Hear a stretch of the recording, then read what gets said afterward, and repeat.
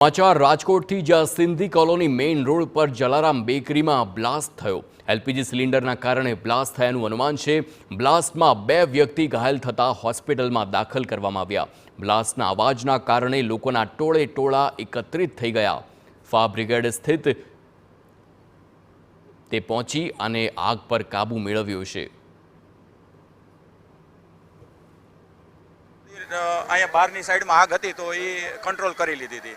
પછી બાજુમાં જ એક બેકરી આવેલી છે જલારામ બેકરી, બ્લાસ્ટના હિસાબે એની બેકરીના કાચને એવું બધું ફૂટ્યું હતું, એટલે એના 2 માણસને નાના મોટી ઈજા થઈ હતી, સિવિલમાં દાખલ કર્યા છે અને ભાઈએ કીધું એમ હમણાં લગભગ પાછા આવી જાય છે, બહુ વધારે નથી એવું કહેવાનું થાય છે। અમને ફાયર બ્રિગેડમાં એવો કોલ આવેલો કે ભાઈ ઝૂલેલાલ મંદિર પાસે જલારામ બેકરીમાં આગ લાગેલી છે, એટલે અમારા 2 ફાયર ફાઈટર અહીંયા આવી ગયા છે તાત્કાલિક, અને નાની એવી આગ લાગેલી હતી, આગ બુઝાવી નાખેલ છે અને અહીંયાથી એવું જાણવા મળ્યું છે કે ભાઈ 2 લોકોને ઈજા થઈ છે, એટલે 2 જે ઈજા થયેલી છે એ લોકોને હોસ્પિટલ લઈ ગયા છે અને બાજુમાં અહીંયા કોર્નર ઉપર જીએસપીસીની ગેસની લાઇન લીકેજ છે, એટલે એનું રિપેરિંગ કામ ચાલુ છે।